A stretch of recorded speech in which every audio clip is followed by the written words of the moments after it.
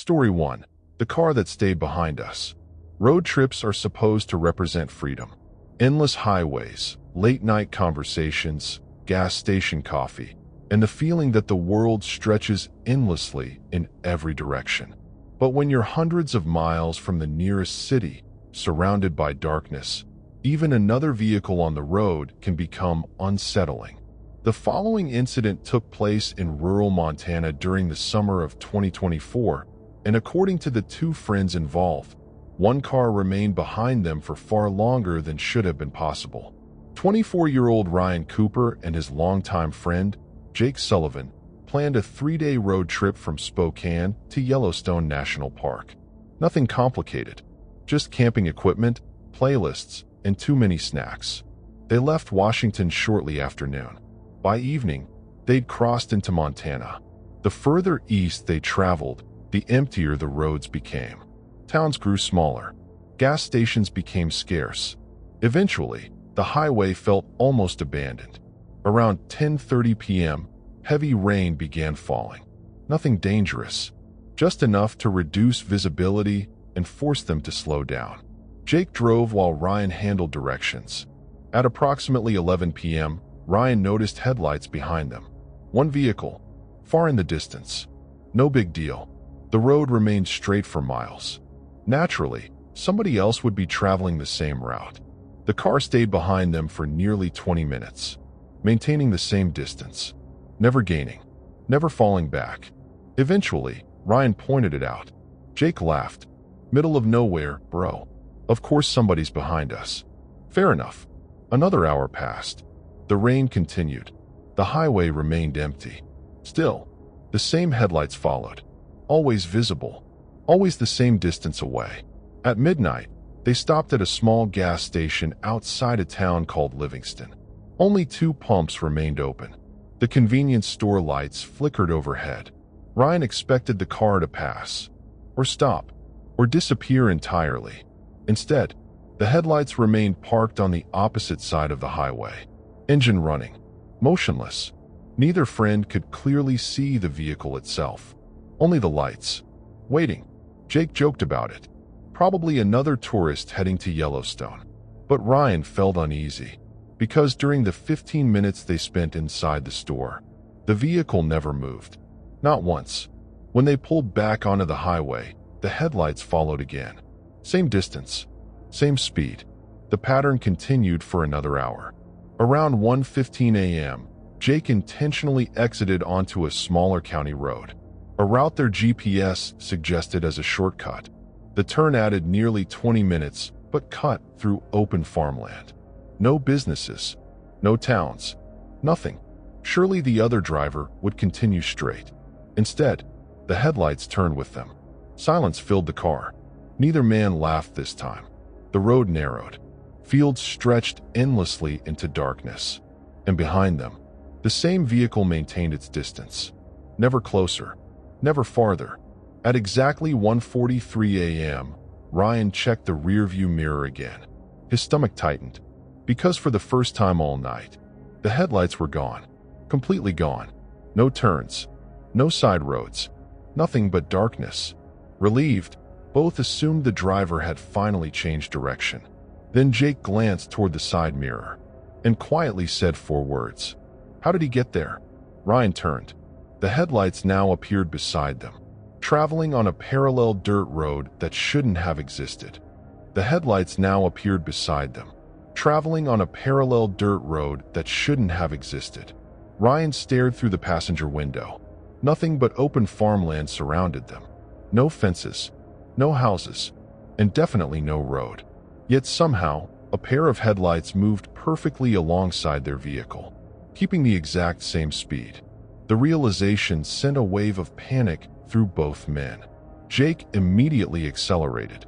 The headlights matched him. He slowed down. They slowed too. For nearly 2 minutes, the mysterious vehicle remained beside them without ever becoming fully visible. Only the lights. Bright. Steady. Watching. Then, without warning, they disappeared. The darkness returned. Jake gripped the steering wheel so tightly his knuckles turned white. Neither spoke. At the next intersection, they rejoined the main highway, and to their horror, the same headlights appeared behind them once again. Same distance, same position, as though nothing had happened. Enough was enough. At 2:10 a.m., they spotted a roadside diner that remained open for truckers. Several pickup trucks occupied the parking lot. People inside. Bright lights. Safety. Jake pulled in immediately. The mysterious vehicle continued past. Or at least, they expected it to. Instead, the headlights stopped on the shoulder across the highway. Motionless. Waiting. For nearly 40 minutes. Inside the diner, Ryan casually mentioned the situation to an older truck driver. The man's expression changed. He asked one question. Was it 2 headlights? Or 1? Confused, Ryan answered. 2. The trucker nodded slowly. Apparently, local drivers had spoken about a vehicle that occasionally appeared on rural roads late at night. Always keeping its distance. Always following. Never overtaking. And according to every story, if it ever pulls beside you, don't stop your car. Don't wave. And whatever you do, don't follow it if it turns off the highway. The explanation sounded ridiculous. An old road legend. Nothing more. Still, neither friend felt like laughing anymore. They decided to abandon their original route and book a motel in the next town. By 3 a.m., they arrived safely. No headlights. No strange vehicles. Nothing. Morning sunlight made everything seem absurd. Exhaustion. Rain. Darkness. Their minds had probably exaggerated an ordinary coincidence. That belief lasted until breakfast. While paying their bill, Ryan noticed framed newspaper clippings hanging beside the register. One article immediately caught his attention. The headline described a fatal accident on a rural Montana road in 1987. 2 young men. Road trip. Camping equipment in the back seat. Returning from Yellowstone.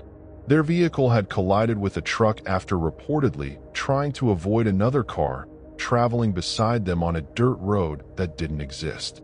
Witnesses arriving moments later found something strange. No second vehicle. No tire tracks. Nothing. Only the wreckage. Attached to the article was a black and white photograph. Ryan felt his stomach drop. Because the damaged car in the image matched the exact model he and Jake had been driving. Same year. Same color. Even the camping rack mounted on top looked identical. Terrified, they cut their trip short and returned home that afternoon. Neither has driven through rural Montana at night since. Yet locals still tell the same story. On long stretches of empty highway, especially during rainstorms, drivers occasionally notice a pair of headlights far behind them. Always maintaining the same distance. Always waiting. Most people ignore them. Some never notice them at all. But according to truckers who've spent decades on those roads, if the headlights ever pull alongside you on a road that shouldn't exist, keep driving. Because whatever is traveling beside you isn't trying to pass. It's trying to make sure you stop where someone else once did. Story 2. The town that wasn't on the map. Road trips have a way of creating strange memories. Tiny diners, forgotten gas stations, and small towns you pass through once and never see again. Most disappear from your mind within days. But sometimes, you encounter a place that shouldn't exist at all. The following incident took place during a family vacation through rural Arkansas in the summer of 2023, and according to everyone involved, they spent nearly an hour in a town that nobody has ever been able to locate since. The Harrison family was driving from Missouri to Louisiana. Parents Mark and Jennifer sat in the front. Their 2 teenage children occupied the back seats. The journey had gone smoothly until heavy traffic near Little Rock forced them onto smaller highways. Their GPS suggested a shortcut. 40 minutes faster. Mark accepted without hesitation. At first, everything seemed normal. Narrow roads, dense forests, occasional farms. The kind of scenery common throughout rural Arkansas. By 10 p.m., however, darkness swallowed everything. No other cars. No gas stations. No houses. Nothing. The children complained about losing phone signal. Both devices displayed no service. Jennifer found that strange. Even remote areas usually offered something.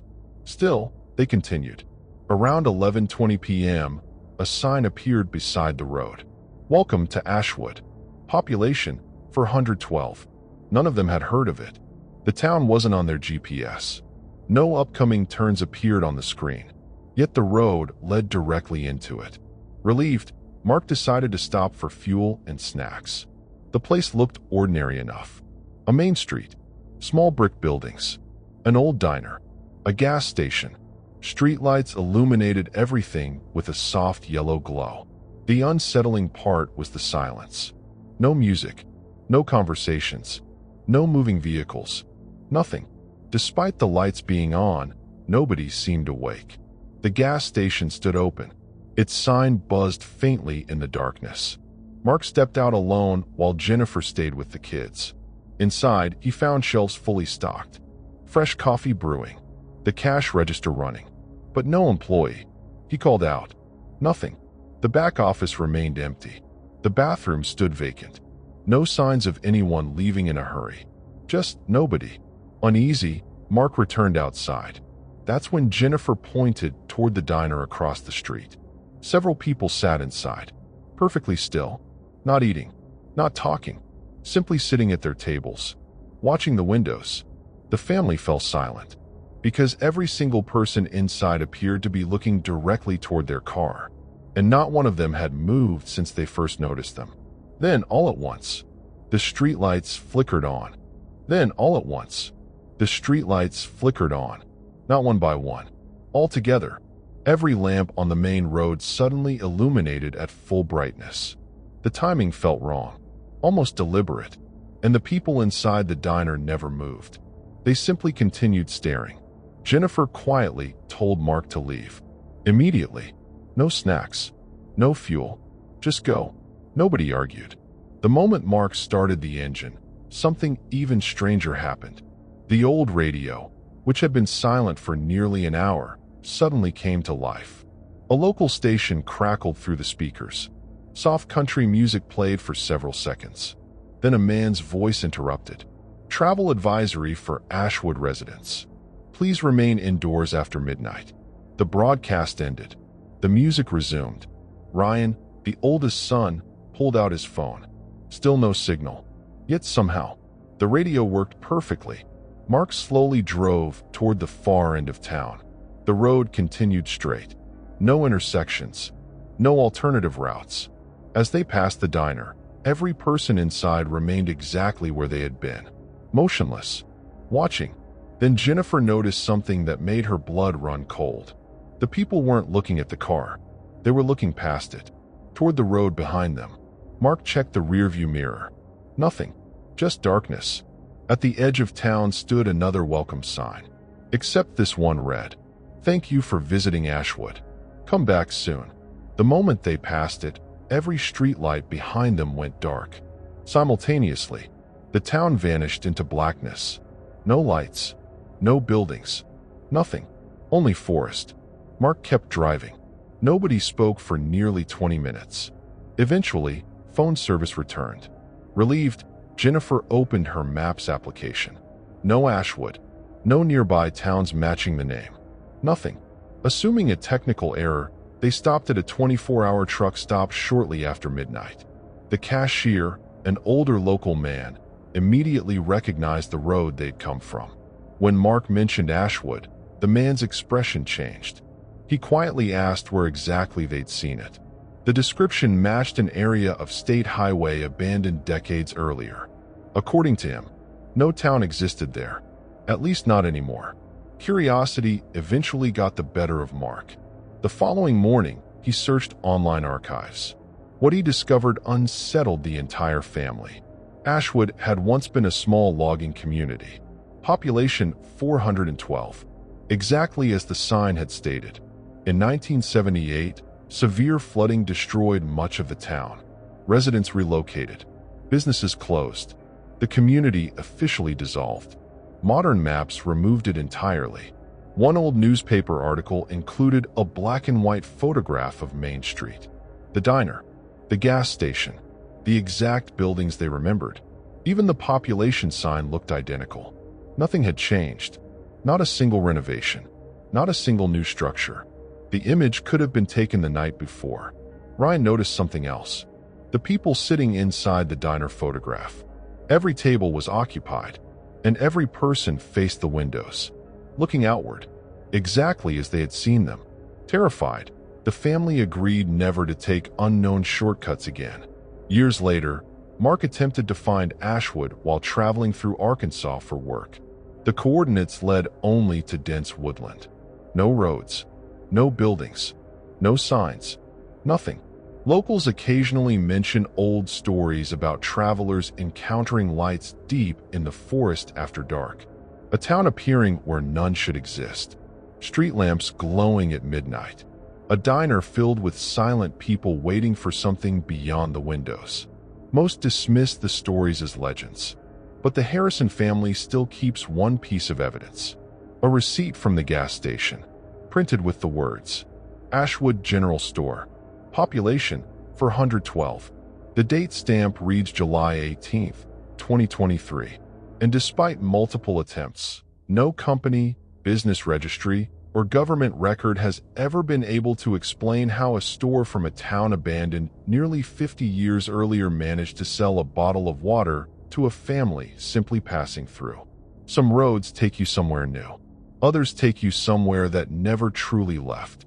Story 3. The rest stop at mile marker 87. Road trips often require late-night stops. Stretching your legs, grabbing a drink, or simply staying awake for another hour behind the wheel. Most rest areas are forgettable places. Bright lights, vending machines, empty parking lots. But when you're completely alone on a highway in the middle of the night, even an ordinary vehicle can become unsettling. The following incident took place along Interstate 70 in western Kansas during the winter of 2024, and according to the student involved, one car had been waiting at a rest stop for far longer than should have been possible. 21-year-old Noah Bennett was driving home from Denver after finishing his college semester. The trip normally took 7 hours. Unfortunately, heavy snowfall delayed traffic throughout the afternoon. By midnight, he still had several hours remaining. Exhausted and struggling to stay focused, Noah decided to stop at the next rest area. The highway signs identified it simply as mile marker 87. The place appeared ordinary enough. A small parking lot, public restrooms, picnic tables, a vending machine building. Only one other vehicle occupied the area. An older silver sedan parked near the far edge of the lot. Its headlights remained off, but the engine was running. White exhaust drifted into the cold night air. Noah thought nothing of it. Plenty of travelers slept inside their cars during winter storms. He parked closer to the entrance and walked toward the restrooms. The entire place felt unusually quiet. No truckers, no families, no other travelers. Just wind moving across empty fields. Inside, the building was spotless, recently cleaned. The maintenance log showed someone had serviced the facilities only 30 minutes earlier. Yet nobody remained there. Returning outside, Noah noticed something strange. The silver sedan hadn't moved. Still running. Still empty. At least, it looked empty. The windows were heavily fogged, completely obscuring the interior. He shrugged it off. Not his problem. After grabbing a drink from the vending machines, Noah sat in his own vehicle and checked directions. 20 minutes passed. The sedan continued idling. No doors opening. No lights switching on. Nothing. Eventually, curiosity got the better of him. He stepped outside again. The wind had grown colder. Snowflakes drifted through the parking lot, and the silver sedan remained exactly as before. Engine running. Exhaust rising. Windows completely fogged. This time, however, Noah noticed something unsettling. Footprints surrounded the car. Dozens of them. Leading away toward the restroom building. Leading back toward the vehicle, circling around it. But none of the tracks looked fresh. Snow partially covered every single one, as though they had been there for hours, maybe longer. No new footprints led away from the sedan. Nobody had entered or exited recently. Yet the engine continued running. Then, as Noah turned to walk back to his own car, a voice echoed from behind him. Quiet, calm, almost conversational. Has anyone come back yet? Noah spun around. A man stood beside the silver sedan, and Noah was absolutely certain he hadn't been there a moment earlier. A man stood beside the silver sedan, and Noah was absolutely certain he hadn't been there a moment earlier. The stranger looked to be in his early 40s. Dark winter coat, jeans, no hat despite the cold. His hands rested in his pockets. The unsettling part wasn't his appearance. It was his expression. He looked genuinely confused, almost concerned. Has anyone come back yet? He repeated. Noah hesitated. Who? The man glanced toward the restroom building. The others. They said they'd only be a few minutes. A chill ran through Noah. The parking lot was completely empty. There were no others. Just the two of them. Trying to remain polite, Noah explained that nobody else was there. The man's face fell. He looked back toward the silver sedan. That's strange, he said quietly. They've been gone a long time. Without another word, he walked to the driver's side door, opened it, and sat inside. The engine continued running. The windows remained fogged. No interior lights appeared. No movement followed. Unsettled, Noah returned to his own car. He considered leaving immediately, but curiosity lingered. 10 minutes passed. The sedan never moved. Finally, Noah decided to check one last thing. He called the State Highway Assistance number posted near the rest area entrance. A dispatcher answered. When Noah described the silver sedan at mile marker 87, the woman on the phone went completely silent. Then she asked a question. Is it an older silver Ford Crown Victoria? Noah looked. It was. The dispatcher instructed him to leave immediately. No explanations. No waiting. Just drive. Naturally, Noah wanted answers. The woman reluctantly explained. For years, truck drivers traveling that section of Interstate 70 had reported seeing the same vehicle during winter storms. Always at mile marker 87. Always idling. Always with a man asking whether anyone had come back yet. Officially, nobody knew why.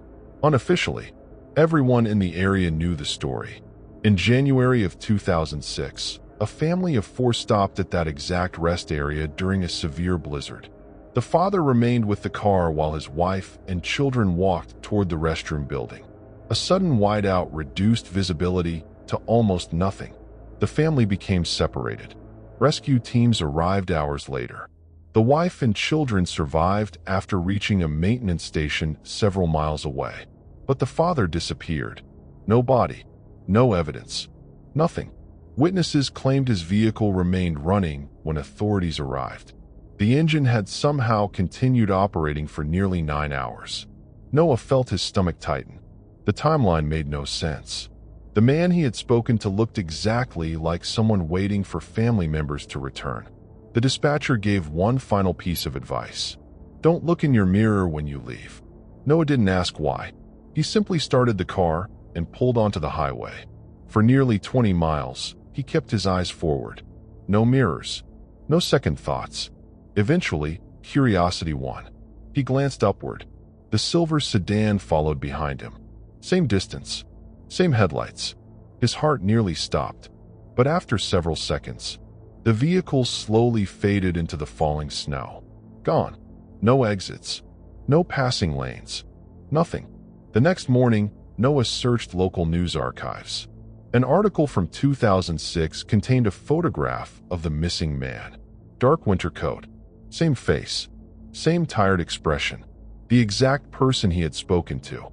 To this day, state maintenance workers still receive occasional calls about an abandoned silver sedan at mile marker 87. By the time patrol units arrive, the parking lot is always empty. Yet truckers who regularly travel Interstate 70 continue sharing the same warning. If you stop there during a snowstorm and see a car with its engine running, keep driving. Because somewhere in the darkness, a man is still waiting for his family to come back. And after nearly 20 years, he still doesn't understand why nobody else can see them anymore. Story 4. The Voice on the CB Radio. Long-distance truck drivers often say that the loneliest places in America aren't deserts or forests. They're the stretches of highway where nobody speaks for hours and the only company comes through a crackling radio speaker. Most conversations are harmless. Weather updates, traffic warnings, jokes between drivers. But occasionally, a voice appears that nobody can explain. The following incident took place along Highway 50 in Nevada during the winter of 2025, and according to the driver involved, somebody kept warning him about a place he hadn't reached yet. 42-year-old Marcus Reed had spent nearly 2 decades driving freight across the United States. Nothing surprised him anymore. Storms, breakdowns, strange towns, late-night encounters. He'd seen it all, or so he thought. In February of 2025, Marcus accepted a delivery route through central Nevada. The road carried an infamous nickname, the loneliest road in America. Hundreds of miles separated small towns. Phone signals vanished regularly, and after midnight, traffic almost disappeared entirely. Marcus preferred driving at night. Less congestion, fewer delays. By 1 a.m., he had the highway almost entirely to himself. The weather remained clear. The moon illuminated the desert. Everything felt ordinary. The CB radio stayed mostly silent. Occasional chatter from distant truckers. Nothing unusual. Then, at exactly 1:17 a.m., a new voice emerged through the static. Deep, calm, older. Driver heading eastbound near mile marker 214. Turn around. Marcus frowned. Nobody used his name or company information. Still, he answered, "What's ahead?" Several seconds passed. Then the voice returned. "Road's closed tonight. You don't want to be there when they come back." The transmission ended. Marcus checked highway reports. Nothing. No accidents. No closures. No weather warnings. The road remained completely open. He shrugged it off. Probably somebody playing games on the radio. 20 minutes later, the same voice returned. "Still there eastbound?" Marcus laughed. "Depends who's asking." Silence. Then the reply. Somebody who ignored the warning once already. The words unsettled him. Not threatening. Not angry. Just tired. Almost regretful. Marcus asked where the speaker was broadcasting from. No answer came. Instead, another sentence crackled through the speakers. "If you see lights where there shouldn't be any, don't stop." The transmission ended again. By now, curiosity outweighed concern. Marcus checked nearby frequencies. Nobody else occupied them. No truckers. No emergency broadcasts. Nothing. Just silence. At 2:03 a.m., he passed an old roadside sign. Mile marker 241. And for the first time all night, he noticed lights in the distance. Dozens of them. Stationary. Deep in the desert. Far away from the highway. There shouldn't have been anything out there. No towns. No businesses. No houses. Nothing. Then the radio suddenly came alive once more. The same voice spoke immediately. "You're closer than I was. Turn around now." Marcus reached for the microphone. But before he could answer, another voice interrupted the frequency. A younger man. Panicked. Asking for directions. And somehow, the older voice quietly whispered one sentence. "That's me. That's me." Marcus froze. The younger voice continued speaking through heavy static. "Can anybody hear me? My truck broke down near the lights. I think I took a wrong turn. I need directions back to Highway 50. The older man remained silent for several seconds. Then he answered, "You won't find the highway if you keep driving toward them." The panic in the younger driver's voice intensified. "Who is this?" Another pause. Then the reply, "You, 20 years from now." The transmission cut out. Marcus sat motionless behind the wheel. The desert around him remained completely still. No other vehicles. No passing headlights. Nothing. Yet the distant lights continued glowing beyond the highway. Against every instinct, curiosity took hold. He slowed the truck. The lights looked almost like a town. Rows of buildings. Street lamps. Movement. But according to every map and GPS system he possessed, nothing existed in that direction. The CB radio crackled again. The older voice returned. "Marcus." The use of his actual name sent a chill through his body. He had never given it over the radio. Listen carefully. At mile marker 243, there's an old service road on your right. Don't take it, no matter what you think you see. Marcus grabbed the microphone. Who are you? The answer came quietly. Somebody who kept driving. The transmission ended. Minutes later, Marcus reached mile marker 243 and immediately understood. A dirt road extended into the darkness. Fresh tire tracks covered the entrance. More unsettling still, headlights moved slowly along it. Another truck, far ahead, heading toward the mysterious lights. Then the radio exploded with static. The younger driver returned. I found a town. Thank God. People are here. Lights are on. The relief in his voice lasted only seconds. Then came silence, heavy breathing, and finally, why is nobody moving? Marcus felt every hair on his arm stand up. The older voice spoke one final time. Leave the truck. Run toward the highway. Don't look back. The younger man screamed. The transmission died. Nothing followed. No static. No noise. Just complete silence. Marcus made his decision. He kept driving. No detours. No curiosity. No stopping. 3 hours later, he reached the next major truck stop. The first thing he did was ask an older waitress about the strange lights near mile marker 243. Her expression immediately changed. Apparently, local drivers had spoken about them for decades. In 2005, a freight driver named Daniel Mercer vanished after reporting an abandoned settlement visible from Highway 50. His final CB transmission described lights in the desert and people standing perfectly still in the streets. Neither he nor his truck were ever found. Marcus searched online archives that evening. The accompanying photograph made his blood run cold. Because Daniel Mercer looked remarkably similar to the voice he'd been hearing all night. Older, weathered, tired, yet familiar. The same deep tone, the same calm manner of speaking. The official report concluded that Daniel likely became disoriented and drove into the desert. No evidence ever supported the theory. No wreckage, no remains, nothing.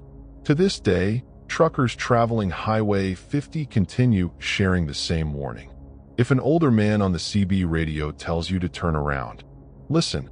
If he mentions lights beyond the highway, keep driving. And if another voice suddenly appears asking for directions, do not answer. Because somewhere beyond mile marker 243, a driver who never made it home may still be trying to warn the next person before they make the same mistake he did. Some roads are lonely, some roads are dangerous, and some roads remember everyone who ever disappeared upon them. Story 5. The last motel before the state line. Road trips have a strange rhythm to them. You drive until exhaustion wins, pull into the nearest place with a vacancy sign, sleep for a few hours, and continue moving. Most roadside motels are forgettable. Cheap rooms, old furniture, and coffee that tastes like cardboard. But occasionally, travelers stop somewhere that leaves a permanent mark on their memory. The following incident took place near the Arizona-New Mexico border in the autumn of 2024, and according to the couple involved, every guest at the motel seemed desperate to leave before sunrise. 29-year-old Ethan and his wife, Claire, were returning to Texas after spending a week in California. The journey had gone smoothly, until a severe storm rolled across the interstate. Heavy rain reduced visibility. Traffic slowed to a crawl. By midnight, both agreed that continuing would be dangerous. The problem was location. They were still nearly an hour from the next major town. Phone signals dropped in and out. GPS routes struggled to load. Then, through the rain, they noticed a glowing neon sign. State line motor in. Vacancy. Relieved, Ethan pulled off the highway. The motel looked old. Very old. Single-story buildings arranged around a central parking lot. Faded paint. A small reception office. Only 6 vehicles occupied the property. Despite the vacancy sign, something felt unusual. Every car faced outward, toward the road, as though their owners intended to leave immediately. Inside the reception office sat an elderly woman behind the counter. She barely looked up. One night only. she asked. Ethan nodded. The woman handed over a key without requesting identification. Room 12. And then she quietly added something strange. If anyone knocks after 2 a.m., ignore it. Neither Ethan nor Claire responded. People working night shifts often said weird things. The room itself appeared ordinary. Outdated furniture, old television, the faint smell of dust. Nothing alarming. Yet through the curtains, Ethan noticed something unsettling. Several guests stood outside their rooms, watching the highway. Nobody talked. Nobody smoked. Nobody checked their phones. They simply waited. Around 1 a.m., Claire suggested grabbing snacks from a nearby gas station. The elderly receptionist immediately shook her head. Road closes after midnight. Better to leave in the morning. Her tone carried no explanation, only certainty. Returning to room 12, Ethan met another guest near the ice machine. A middle-aged truck driver loading his belongings back into his pickup. Leaving already? Ethan asked. The man glanced toward the dark highway. Can't stay after 2. Never stay after 2. Before Ethan could ask what that meant, the driver climbed into his truck and left the motel entirely. By 1:45 a.m., half the parking lot had emptied. The remaining guests continued standing outside, facing the road, waiting. Then, at exactly 1:58 a.m., every porch light around the motel switched off simultaneously. And far beyond the highway, a line of headlights appeared in the darkness. None of them were moving. And far beyond the highway, a line of headlights appeared in the darkness. None of them were moving. Ethan stepped outside. The rain had stopped. The desert air felt strangely quiet. No insects. No wind. Nothing. The headlights stretched across the horizon like vehicles waiting at an invisible checkpoint. Dozens of them. Maybe more. Yet not one moved an inch. Claire joined him on the walkway. Every remaining guest had gathered outside their rooms. Watching. Nobody spoke. The elderly receptionist stood near the office entrance with her arms folded, as though she had seen this countless times before. Finally, Ethan walked toward the truck driver who had been preparing to leave earlier. Surprisingly, the man had returned. Engine running. Driver's door open. Ready to go. Why is everybody staring at the road? Ethan asked. The man looked at him. Because they're deciding whether to stop here tonight. Who? The truck driver didn't answer immediately. Instead, he checked his watch. 1:59 a.m. Then he quietly said, if they keep driving, we're fine. If they turn in, leave your room and get in the car. The moment the clock reached 2 a.m., every headlight on the horizon switched on at full brightness. Simultaneously, the entire desert lit up. Claire grabbed Ethan's arm, because now they could see the vehicles. Old sedans, pickup trucks, station wagons. Some looked decades old. None had their engines running. None contained visible drivers. Yet slowly, one by one, their headlights began turning toward the motel. The remaining guests immediately moved. Doors slammed. Engines started. People who had seemed calm all evening suddenly wanted to leave. Fast. The elderly receptionist shouted only one sentence. Stay inside if they pass the entrance. Leave if they come through it. Nobody questioned her. Ethan and Claire hurried back to room 12. Through a small gap in the curtains, they watched. The line of vehicles approached the highway. Silent. No engine noise. No tire sounds. Just movement.